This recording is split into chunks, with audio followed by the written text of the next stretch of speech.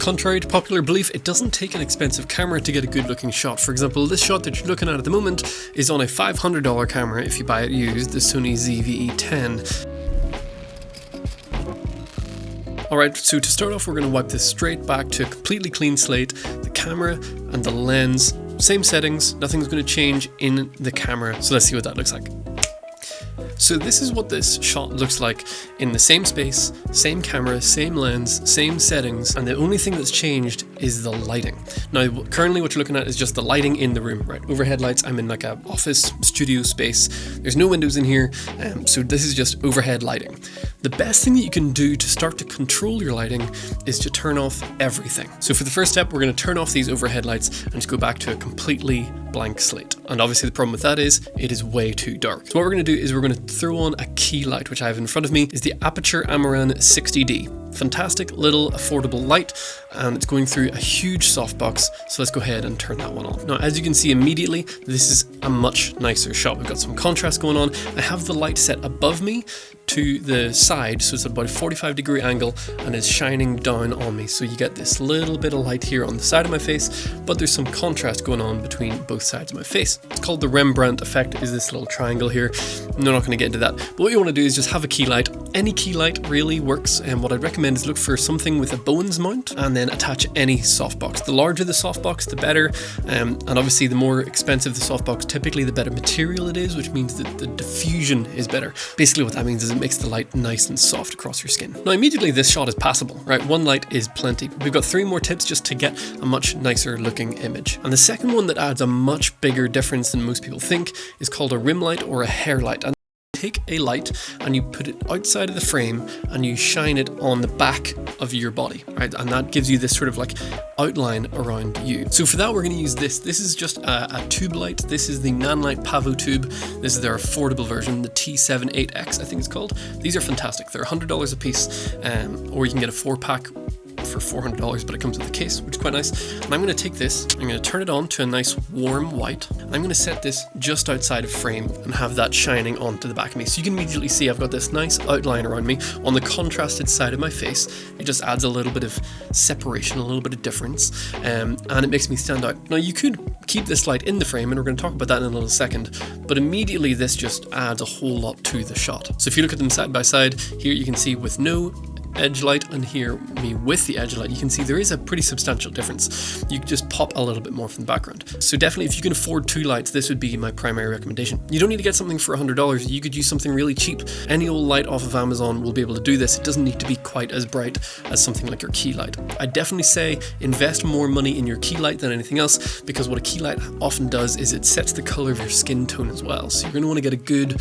color accurate light. That's why some of those cheaper lights are very tempting, but often they have kind of bad color quality and it makes your skin go all green or purple, depending on the light itself. So the fourth thing that we're going to do is we're going to add some accent lighting. So the reason I've put this outside of the frame is because right here I have this cool Edison bulb. So if I go ahead and turn that Edison bulb on, now we have motivation for this light that is hitting the side of me. So the tube light that is outside of the frame is the only thing that's really giving me any lighting on the side of my body here, but it looks like it's coming from this bulb. This bulb's not actually all that great. It's just a cheap Amazon cool big Edison bulb thing that I found that I think looks pretty good, but it doesn't actually give off enough light or the right quality of light to give me a nice hair light.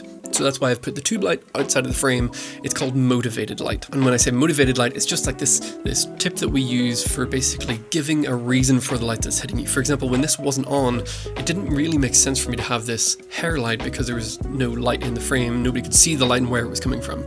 But with this little bulb on, or you could even just stick a lamp or whatever, it gives a reason for the hair light, which is always kind of nice. Another great thing that you can add are these really cheap, this is just a basic Amazon LED tube thing. It's unbranded. It cost me like $20 or something like that. I don't think they make them anymore, but I'll leave an equivalent down below. I'll try to keep it under $50. And this is literally just a little RGB light. It's pretty bright. So I've got this set to blue. The reason I have it set to blue is that a teal or a blue is opposite to orange. So here on this side of me, I've got some orange light. So we're going to set some teal light off to the other side. It's a nice contrasting look. Now the nice thing about this one is that it has some magnets on the back of this whole thing. So I've got this big metal shelf over here, so I can just get up and magnetize this straight onto the shelf. It's battery powered and it works great.